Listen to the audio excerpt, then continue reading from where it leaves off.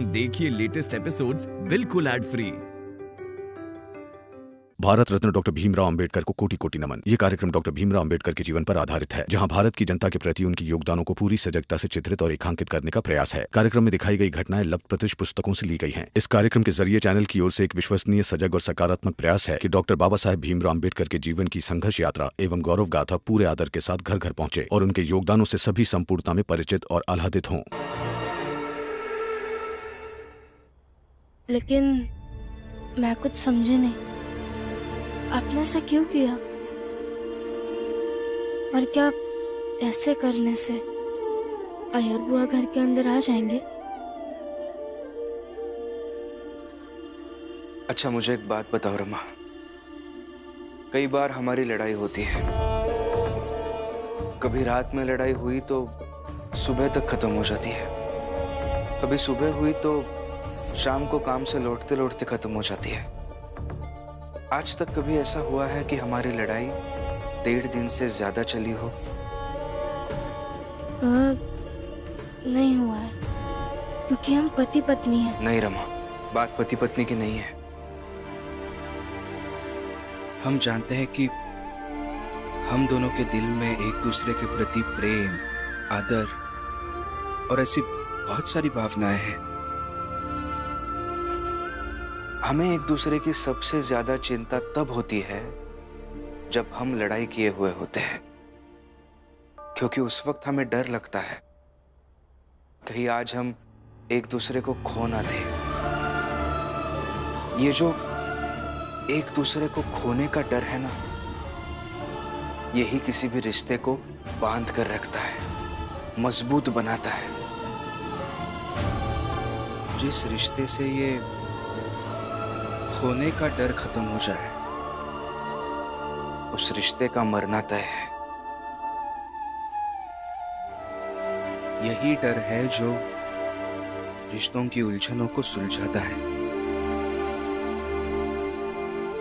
देख रही हो ना, ये जो जीजाबाई जी और बुआ यहां बैठी है, ये दोनों कई सालों से एक दूसरे के साथ रह रही है।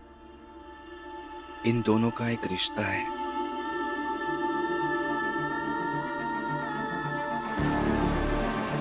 इन्हें भी डर होगा एक दूसरे को खोने का, इसलिए चिंता मत करो, सब कुछ ठीक हो जाएगा। बस इंतजार करो।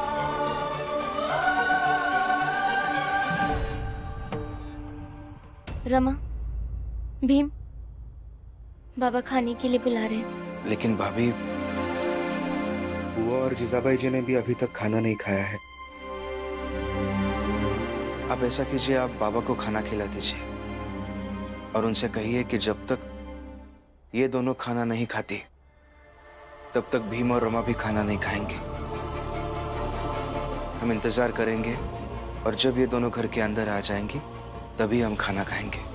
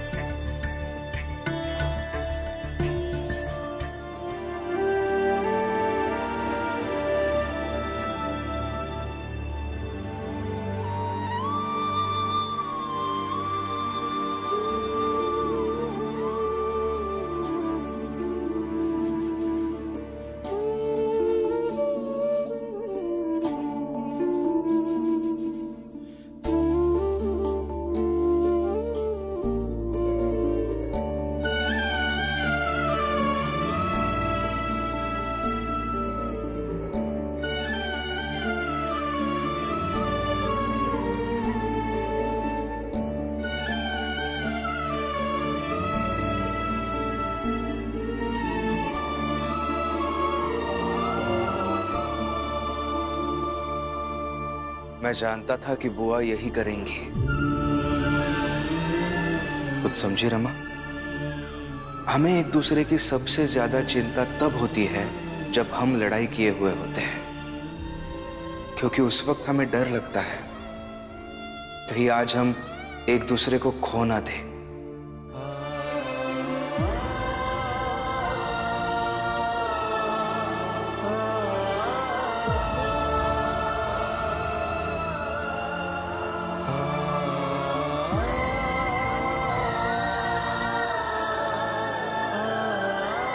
आई आई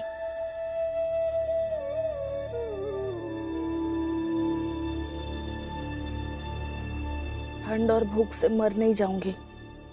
एक बार देखिए तो, आपको ठंड नहीं लग रही है?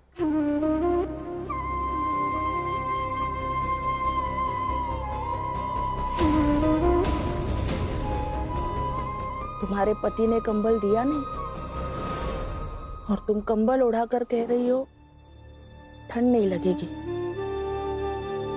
पति पत्नी मिलाकर बेवकूफ मत बनाओ। हम आपको क्यों बेवकूफ बनाएंगे? मेरे कंबल मैंने नहीं, बुआ ने उड़ाया आपको।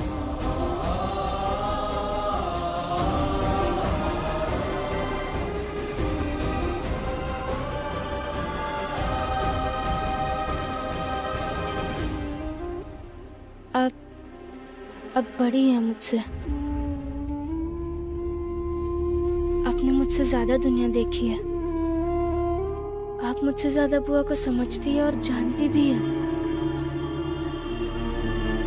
बुआ आपको गुस्से में यह कह सकती है कि तुम घर के अंदर नहीं आ सकती, मगर वो हमेशा आपको इस घर का हिस्सा मानती है। वरना अगर बुआ आपसे नफरत करती तो आपको ये कंबल क्यों उड़ाती आई? रमा, रमा बुआ गिर गई है। दीदी,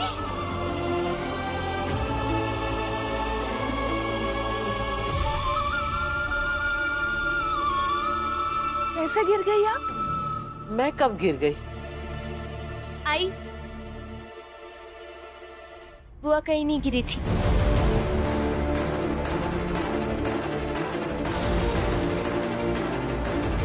हम बस ये देखना चाहते थे कि ये खबर सुनकर आप खुद को रोक पाती हैं या नहीं। और आप नहीं रोक पाई।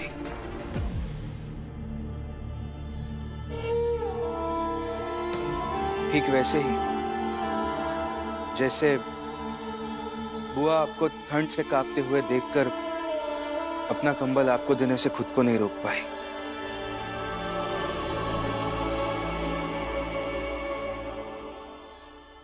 और आपको एक दूसरे की फिक्र है तो ये आपस की लड़ाई घर के अंदर भी लड़ी जा सकती है ना? मीरा, जीजाबाई, तुम दोनों ने खाना नहीं खाया, इसलिए बच्चों ने भी नहीं खाया। और बाबा ने भी नहीं खाया, इसलिए आप दोनों ये जिद छोड़ दीजिए और अंदर चलिए,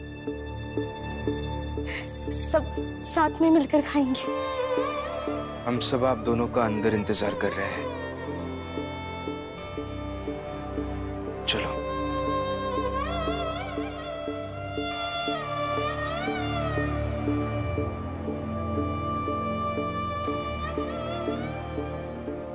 जीजाबाई, आज इतनी हमदर्दी कैसे? अब आप कंबल उड़ा सकती हो तो मैं भी पल भर के लिए हमदर्दी दिखा सकती हूँ। चलिए अंदर। सचमुच में गिर जाओगी तो मुझे ही सेवा करनी पड़ेगी। हाँ, सचमुच में तुझे ठंड लग जाएगी तो तेल मालिश मुझे ही करनी पड़ेगी। चल।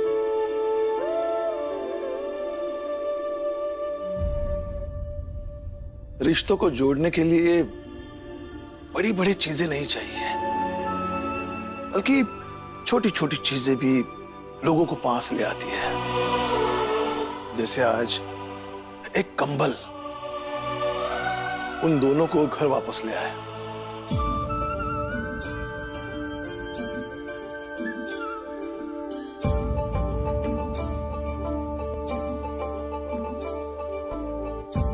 लाइए, मुझे दीजिए।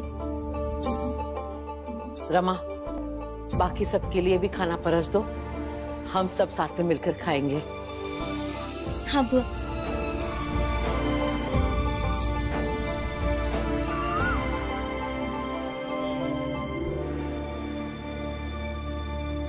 रातों रात कहाँ ही गवा है?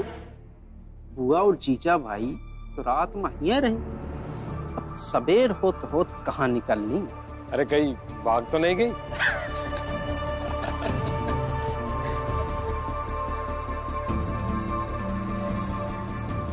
रमा, मैं जरा सब्जी लेकर आता हूँ।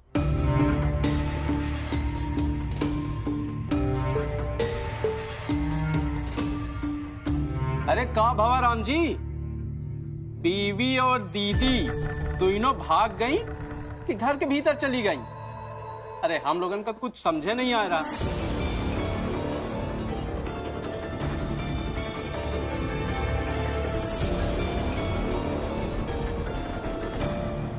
अरे जिसकी बीवी और दीदी घर से भाग जाएगी वो ऐसे सुबह सुबह बाजार थोड़ी जाएगा है?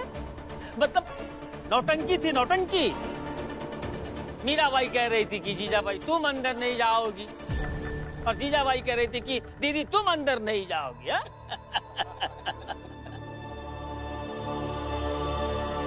हितेश भाऊ, इसे नौटंकी नहीं, घर की प्रवृत्ति कहते हैं। जिनके घर होते हैं और जिनके घरों में मूल्यों की महत्ता मानी जाती है, उनके घरों में ऐसे ही शाम को हुई लड़ाइयां सुबह होते होते सुलझ जाती है।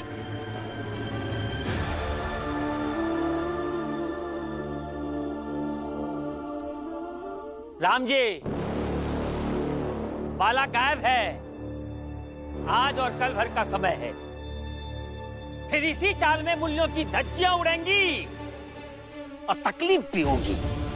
तो बाजार से सब सामान के साथ दवा ले लेना, काम आएगी।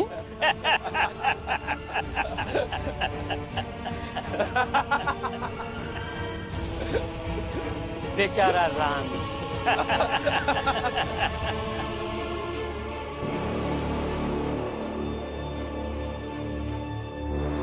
फुलिया काकी, फुलिया काकी, फुलिया काकी यहाँ पर आइए। क्या हुआ करुणा, काहे चिल्ला रही हो? फुलिया काकी, आपके पति यहाँ इन लोगों के साथ मिलकर मेरे ही घर के सामने खड़े होकर मेरे घर का मजाक बनाते हुए हंस रहे थे। ये ठीक नहीं है काकी, आप इन्हें यहाँ से लेके जाइए वरना अच्छा नहीं होगा। जोखू, चलो गरम गरम चाय बनाए, चलो चल के सुलग लो, चलो। अरे रुको, ई का कर लेगी हमरा है? शांत रहो ना, चलो आओ। अरे रुक, पता तो करें दे, का अच्छा नहीं होगा? बोलो, अरे बोलो का अच्छा नहीं होगा?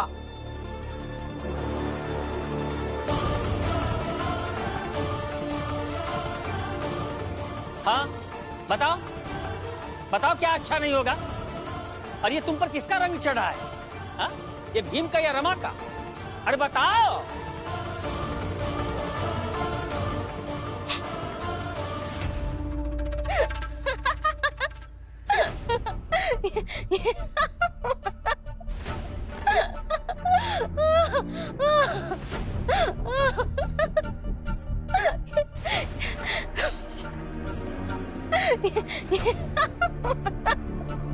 अरे चुप, लाज शर्म है या नहीं?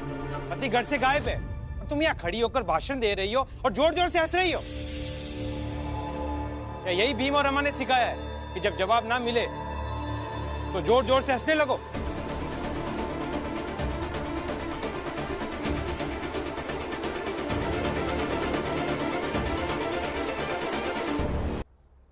नहीं, बस आप लोगों को ये बता रही थी कि आप लोगों से ज्यादा तेज मैं हंस सकती हूँ। अगर मैं भी चाहूँ तो रोज सुबह सुबह आप सबके घर के सामने खड़े होकर जोर जोर से हंसकर आप लोगों का मजाक उड़ाऊं। क्योंकि नौटंकी मेरे घर में नहीं होती, बल्कि नौटंकी आप लोग करते हैं। पर हम सब एक चौल में एक साथ रहते हैं। हमें एक परिवार की तरह रहना चाहिए। मगर आप लोग ये कहाँ समझेंगे कि अगर सुबह सुबह किसी से मिले तो उसका हाल चाल पूछें, लोगों का दुख दर्द बांटे। अगर कोई खुश हो तो उसे देखकर हंस ले, कोई दुखी हो तो उसके दुख में दुखी हो जाए, ना कि हंस हंस कर लोगों की बेबसी का मजाक उड़ाए।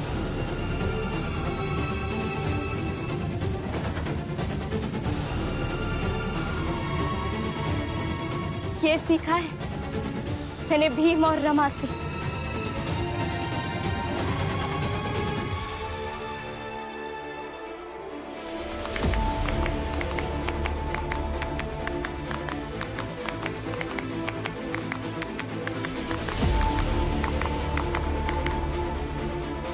हितेश, जोखू, जनार्दन, तुम तीनों तो बिल्कुल भी चिंता मत करो। भीमराव है करुणा के साथ, देख लेना करुणा ही जीतेगी।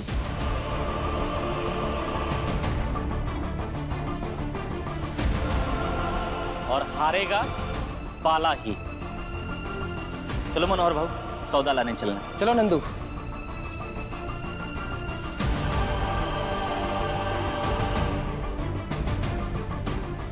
हारना तो होगा ही बाला भैया आपको।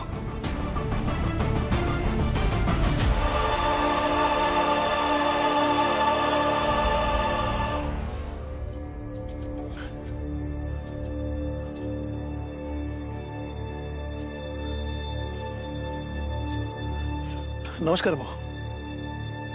आपने नरोत्तम जोशी को यहाँ से कहीं जाते हुए देखा है? अरे हाँ, अभी अभी यहीं से जाते हुए देखा है। धन्यवाद। जहाँ प्रचंड देव और नरोत्तम जोशी होंगे वही बाला भी होगा। उन दोनों ने ही बाला को भागने का रास्ता बताया है। जब तक बाला नहीं मिल जाता तब तक घर नहीं जाऊंगा। इतना गुस्सा आ रहा है। अगर बाला मिल जाए उसे घसीट कर चाल ले जाओ और फिर भीम की शर्त भी छोड़कर मैं उसका हिसाब कर दूं। अगर मिल जाए तो मैं उसे छोड़ूंगा नहीं।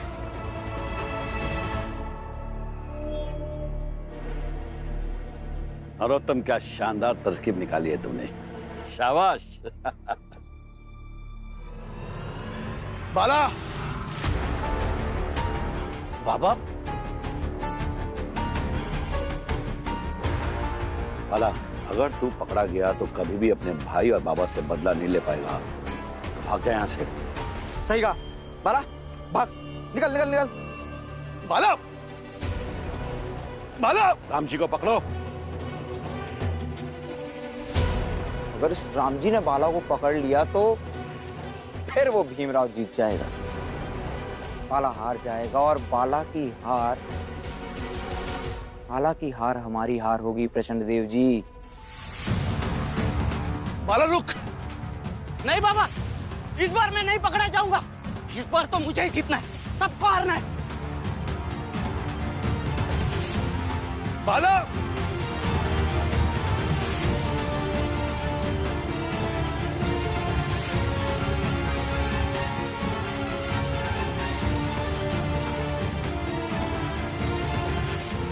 बाला, आज तो तुम्हें मैं हर हाल में पकड़ूंगा।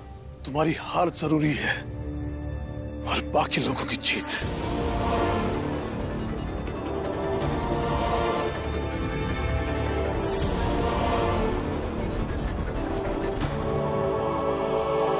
प्रसन्न देव जी, चलिए चलते हैं।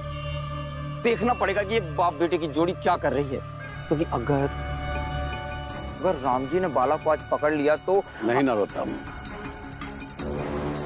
आज बाला को कोई नहीं पकड़ पाएगा।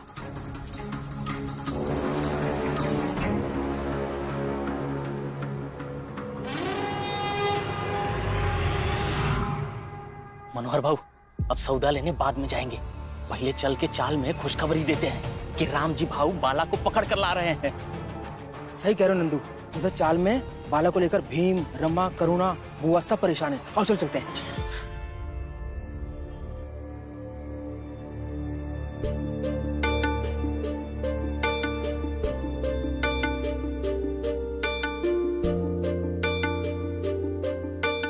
भैया कहाँ चले गए?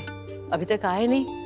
अरे वो ही तो बोल रही हूँ, आपके भैया को गए हुए बहुत देर हो गई। घर में भीम, रमा, करुणा तीनों हैं। किसी को बुलाकर कह दीजिए ना कि जाके देख आइए उनके बाबा कहाँ गए। मेरे भैया का मतलब क्या है? वो तेरे पति भी है ना? तू भी अगर रमा, करुणा और भीम को आवाज देगी तो वो लोग आ जाएंगे। तेरी इतनी नौटंकी के बाद भी इस परिवार में से कोई भी तेरा दुश्मन नहीं है। जब भी तुझे जरूरत पड़ेगी तो परिवार तेरे साथ खड़ा होगा।